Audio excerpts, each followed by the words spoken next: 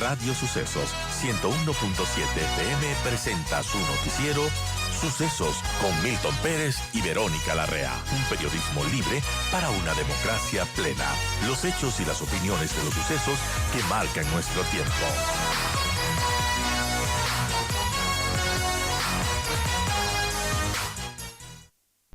Bueno, unas elecciones bastante complejas. Estamos justamente con Esteban Santos, abogado especialista en Derecho Internacional, para conversar sobre lo que ha pasado ayer en los Estados Unidos y con esta elección de Donald Trump, cómo cambiarán las cosas. Ya hemos visto cómo es Donald Trump de presidente, ya estuvo en el sillón ahí en la Casa Blanca y bueno, vemos cómo tiene sus políticas que son bastante más duras para la migración, los indocumentados. ¿Cómo van a cambiar a su criterio, Esteban, esta elección, este segundo periodo de Donald Trump? Bienvenido y lo escuchamos. Querida Verónica, muchas gracias, como siempre. A ver, unos nos anochecimos, como bien decías, y también nos amanecimos en el mismo acto. Hemos dormido poco siguiéndole, dándole seguimiento justamente a todo este acontecer. Lo primero que a mí me llama la atención es que, y salvo me corrijas, ¿no? Ninguna encuestadora seria vaticinaba lo que acaba de pasar. Ninguna encuestadora seria dijo nada que no sea empate técnico y vamos a tener que esperar.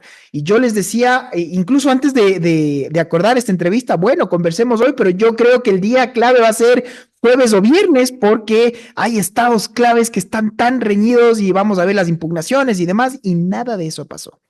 Trump no solo que ganó, hay que decir las cosas por su nombre. Trump arrasó. Trump en el 2016 era el outsider, era el no político, era el que no le tomaban en serio y es el que finalmente un poco le cogió sobre la hora con los pantalones abajo al partido republicano, pero hizo muchas concesiones para llegar al gobierno. Le pusieron un conservador Mike Pence, le pusieron a la mitad de su gabinete que no solo no hizo campaña por Trump, sino que decían voten por cualquier cosa menos por este loco. A esas palabras llegaban. Y Trump gana en el 2016 en el colegio electoral, pero pierde en el voto popular. Clinton tuvo más de 3 millones de votos por encima. Hoy en día gana el voto electoral, gana el voto popular, gana el Senado y él se encargó ya de poner una de las cortes supremas más conservadoras en historia reciente de los Estados Unidos. ¿Qué quiero decirte con todo esto, Verónica? Que se viene un Trump 2.0 en esteroides, porque él ya no tiene que negociar con nadie. Cuando le decían, oiga, por ejemplo, el voto latino es muy importante y se le decía, vea, hay un Marco Rubio en la Florida y nada. ¿Quién escogió como vicepresidente? Un Trump chiquito. Ese es Mike Pence. Y básicamente él tiene un discurso muy furibundo que se centró en la inmigración, que son los que nos traen todos los problemas, son los drogaditos, son los violadores, son los que traen todos los males y tenemos que lidiar con ellos. En 2016 vamos a hacer un muro y vamos a hacer que México pague por el muro. Pues ahora 2024 Trump dijo, vamos a ver cómo lo va a hacer, pero que en sus primeros días iba a expulsar y deportar a más de 1 millón de personas, la deportación masiva más grande en la historia reciente de los norteamericanos. Y entonces yo creo, y termino diciéndote esto, Vero, que se viene un nuevo gobierno mucho más autoritario, mucho menos conciliador y con un tono que no hay que dejarlo por alto en el tema racista, en el tema clasista, va a estar muy presente. Creo, y ahora sí juro en la cereza al pastel, que Barack Obama lo decía, ¿no? Y él decía to the brothers, a los hermanos, que ya 2024 el tema de género no debería ser un problema, pero vemos que sí, él ganó a 2 mujeres y dentro de la votación que lo terminaremos de decantar, las mujeres mayoritariamente latinas y afro votaron por Kamala Harris, no así los hombres. Bueno, importante conversar sobre esto y las repercusiones que tendrá un nuevo gobierno de Donald Trump, electo con 267 votos electorales según las predicciones que ha hecho CNN y AP. Ahora, respecto a las políticas que tenga, por ejemplo, con el Ecuador, comparado con lo que ya ocurrió en su primer periodo cuando fue presidente, ¿qué podemos esperar de cómo trate América Latina al Ecuador, Donald Trump? Honestamente, muy poco. Yo siempre traigo a colación que el Ecuador es el único país que tiene una salida a la cuenca del Pacífico que no tiene un acuerdo comercial con los Estados Unidos. Así es. Ellos siguen siendo, y de largo, nuestro principal socio comercial. Trump ha dicho, y es una idea en el que no cree en el multilateralismo, no cree propiamente en los acuerdos internacionales, cree en el América primero, en el American First.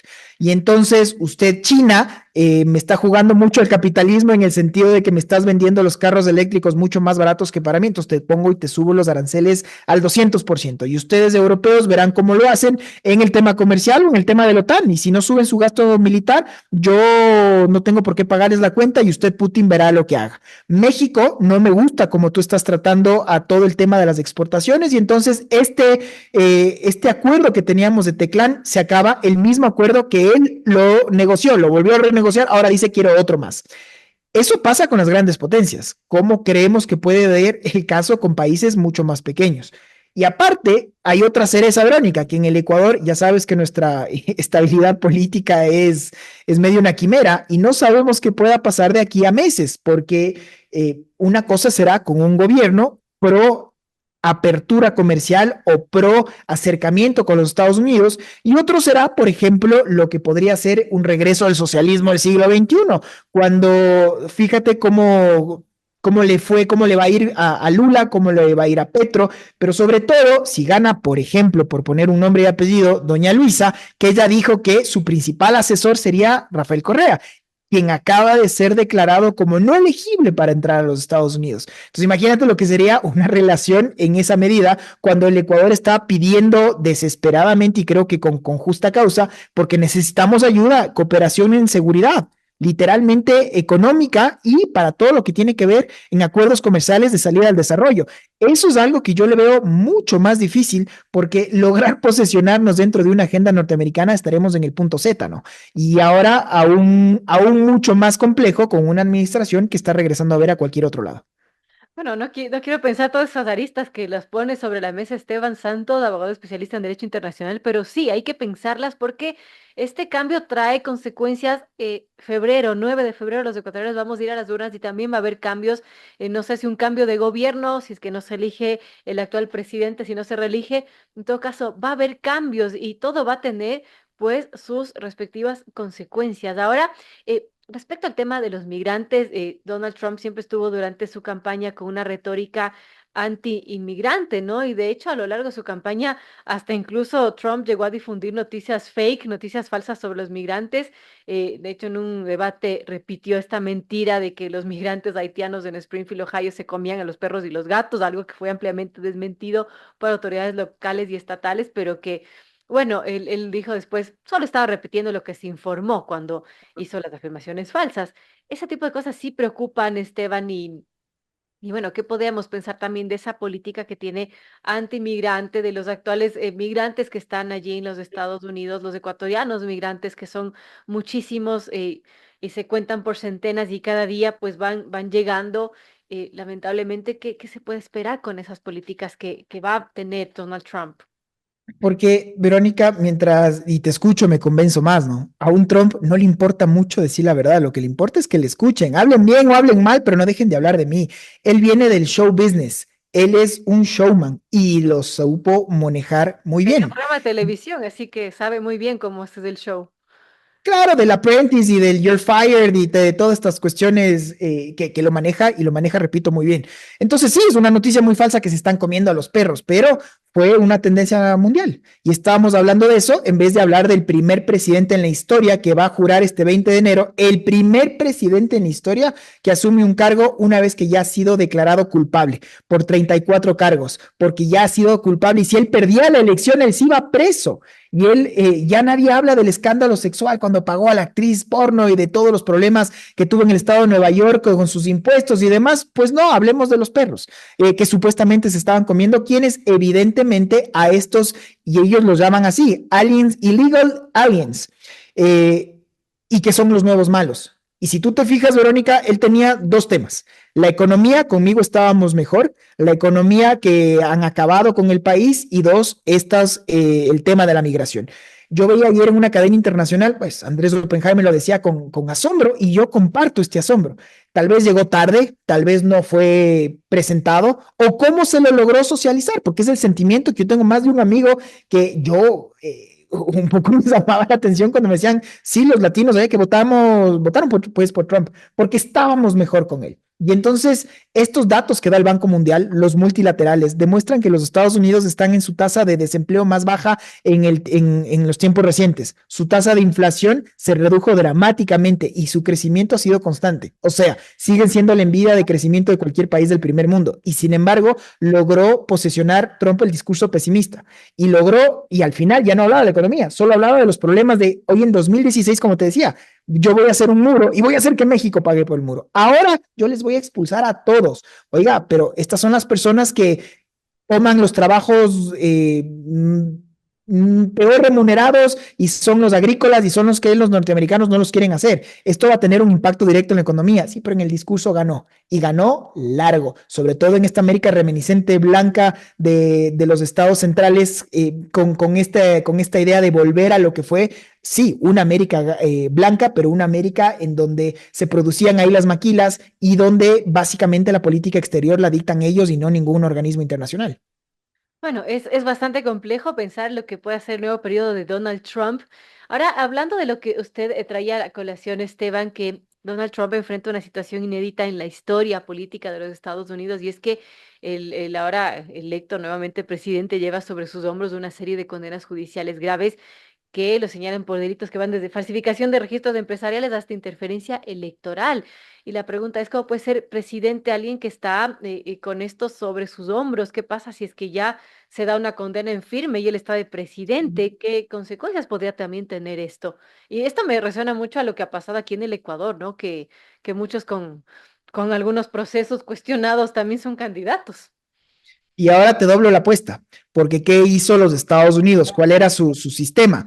Hay estas acusaciones muy serias, entonces nombramos un abogado especial, un district attorney, un abogado, insisto, especial que va a ser el investigador de estos casos. Pues ahora Trump pasa a ser su jefe.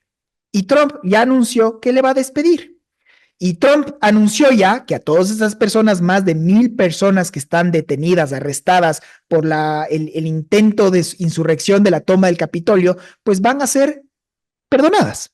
Y esa es la realidad del hegemón, de la primera potencia en lo económico, en lo militar y en lo diplomático en el mundo. Y por esto decía que para mí, finalmente, Verónica, hay esta idea de que para mí Trump es alguien que coquetea mucho con la idea de los líderes autoritarios, que él ha dicho abiertamente que no es que le cae mal Putin, que se lleva muy bien con él, habla bien de líderes autoritarios, le gusta esa idea. Y hoy este Trump 2.0 que te decía es un Trump que no tiene por qué negociar con nadie y que el partido republicano no hay nadie dentro del partido que le pueda poner el cable piso tierra. Y hoy el que no está pro Trump dentro de ese partido, pues simplemente no es un americano, no es un loyalist. Y entonces aquí sí hay un tema de fondo. Él pasa a la historia por ser además el presidente electo más viejo en la historia, porque él asumirá el cargo con 78 años.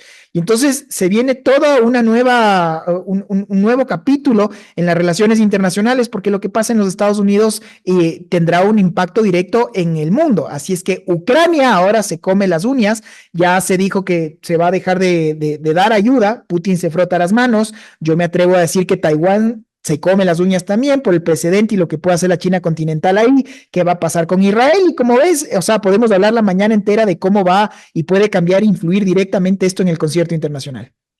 Así es, preocupa mucho también todo ese tema internacional, geopolíticamente, cómo se van a dar las cosas. En todo caso, lo que podemos esperar y que es un hecho es un Donald Trump, como mencionaba Esteban Santos, 2.0, recargado, más autoritario quizás, hay alguien que no necesita negociar y bueno, que va a imponerse realmente. Estaremos pendientes de lo que suceda. En todo caso, para nuestro país, sin duda, esta elección va a tener muchas repercusiones que las iremos viendo con el paso del tiempo. Así que yo quiero agradecer a Esteban por estar con nosotros, por hablar un poco de lo que ha sido ayer un suceso histórico, ¿no? Con estas elecciones en los Estados Unidos en la que se mencionaba casi un empate técnico.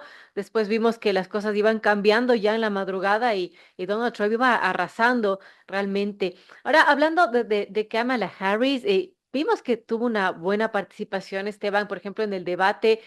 Realmente diría que fue la ganadora del debate frente a Donald Trump. Sin embargo, ¿qué pasó durante la campaña después de ese debate bueno, fueron cambiando un poco las cosas? Es que, a ver, acuérdate que el candidato no era Kamala, el candidato era Biden. Y Claro, Biden fue el que ganó. Biden no hizo muy bien la tarea y tuvieron que sacarlo, ¿no? Claro, es que no solo que no hizo bien la tarea, sino que fue un susto, un miedo. Dios mío, este señor está senil. No puede ser que le haya ido tan mal. Y entonces le empujaron a dar un paso al costado. Y ahí vino la primera pregunta de la primera democracia, que sí se jacta de dar lecciones de democracia, hay que decirlo al mundo entero. Ok, ya no es Biden, pero entonces ustedes van a hacer un nuevo proceso de selección interna para ver quién es, ¿no es cierto? Claro. No, más no, va a ser Kamala. Oiga, pero Kamala no fue la nominada para la presidencia, sí, pero es Kamala porque ya no hay tiempo. Y entonces fíjate cómo ya empieza con ese precedente. Y claro, de ahí se decía, ¿y cómo va a ser Kamala solo en 3 meses para darse a conocer, para generar recursos y demás? Bueno, logró recaudar muchísimo dinero. Y cuando digo muchísimo dinero es $1 billón, $1 billion, millones de millones. Date una idea de lo que es eso. Y aún así no logró darse a conocer en todo el país. Acuérdate que Kamala Harris como vicepresidenta, bueno, los vicepresidentes de los Estados Unidos como en el Ecuador no hacen mucho, ¿no? Literalmente lo que le diga el presidente sin más. Y a Kamala le mandaron a arreglar la situación en la frontera sur, que ya vimos cómo le fue.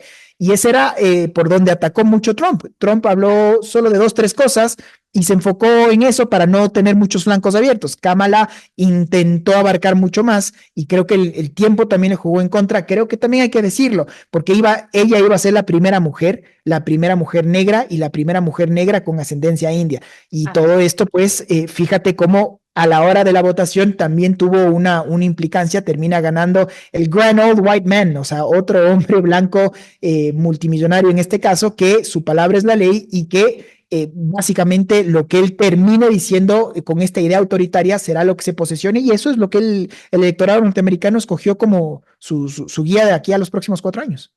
Bueno, también una respuesta quizás a la administración de Biden, que diría no fue la mejor que ha tenido los Sin Estados Unidos. duda. En todo caso, todo está por verse, ¿no?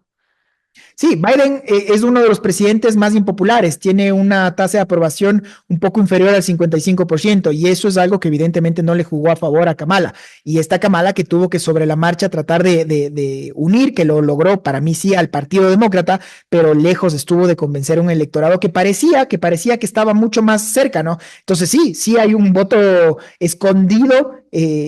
Porque no se explica de otra forma que la victoria fue tan holgada. Y el hecho es que hoy por hoy, me atrevo a decirte ya, Verónica, que la suerte está echada. Y la suerte está echada, entender que esa va a ser la nueva realidad del hegemón de las relaciones internacionales y que el Ecuador tendrá que tomar nota de esto. Yo soy de los primeros en decir que ojalá tengamos ya política exterior. Contigo lo hemos hablado, de todos los bloopers que hemos cometido en esta época en materia de política exterior. Pues ayer la vicepresidenta perdió, pero ganó, o sea, le pusieron una multa. Entonces ella va a ser la vicepresidenta mientras se da la campaña. Todavía no sabemos, te das una idea qué va a pasar de aquí a mes y medio, dos. Y no sabemos qué va a pasar de aquí a febrero, a ver quién mismo nos va a gobernar. Entonces, con toda esa incertidumbre, está claro que ponernos en una agenda internacional con nuestro principal socio comercial estará todavía muy lejana. Así es, eso es otro tema de local que también nos seguiremos hablando con Esteban Santos sin duda en otro capítulo, pero bueno, Estados Unidos ya no tuvo a su primera presidenta mujer negra de ascendencia india, sino que tuvo a su primer presidente condenado de la historia de los Estados Unidos. Eso también es preocupante, Esteban. Con esto quisiera despedir esta entrevista. ¿Algún mensaje final para nuestros amigos oyentes? Bueno, que finalmente habrá que seguir viendo cómo hacemos limonada con los limones que sean que nos vengan. Es una época mucho más retadora y por eso es que creo que es una época en la que se tiene que ser mucho más técnico, mucho más pragmático y dejar de tomar decisiones tanto por el hígado, sino un poco más por la razón y la lógica, poner a personas que estén a la altura de la historia y del cargo que ostenten. Coincido, Esteban, y haciendo la misma analogía de los limones, así vengan ácidos, toca hacer limonada. Gracias. Que estés muy bien. Un saludo.